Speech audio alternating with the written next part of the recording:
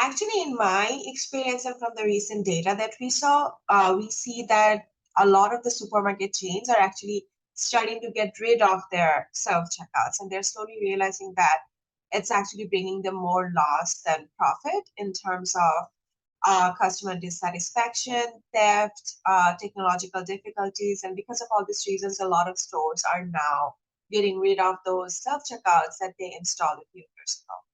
And that's what kind of piqued my curiosity to do that study.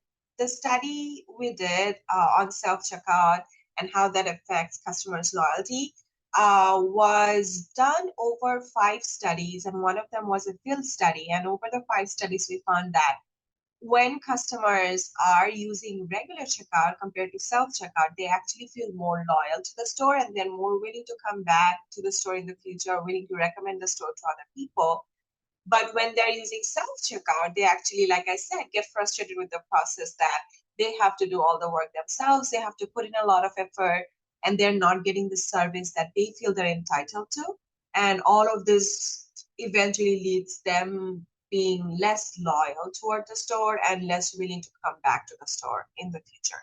And another very cool thing we found was that there was a moderator in terms of the number of items purchased. So if somebody is purchasing less than 10 items, for example, in that case, actually the self and regular checkout effect is not that big, the difference between them, because it's only like 5 items, for example. They are happy to bag it, scan it themselves. But if the item is more than 15, the moment the number gets bigger, people actually do not like self-checkout. And we also found that in our last study, if we can convince people that doing something on your own is a rewarding experience, like the way we built IKEA furnitures, they actually don't seem to mind the self-checkout as much.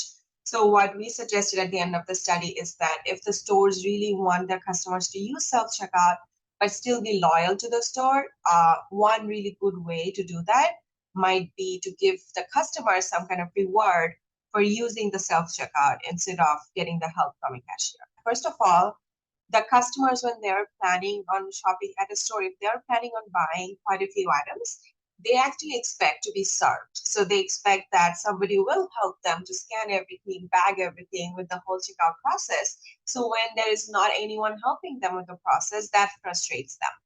So them feeling that they have to put in this extra effort to do the job of a cashier really impacts customers' loyalty to the store. And another very cool thing that I found in my study, and also we found a lot of other news articles where customers gave feedbacks about how they do not like that self-checkout machines are taking human jobs, and they actually like that human interaction when they're shopping with a human at a cashier, as a cashier. So a lot of the people actually would prefer that human connection over a machine having that job.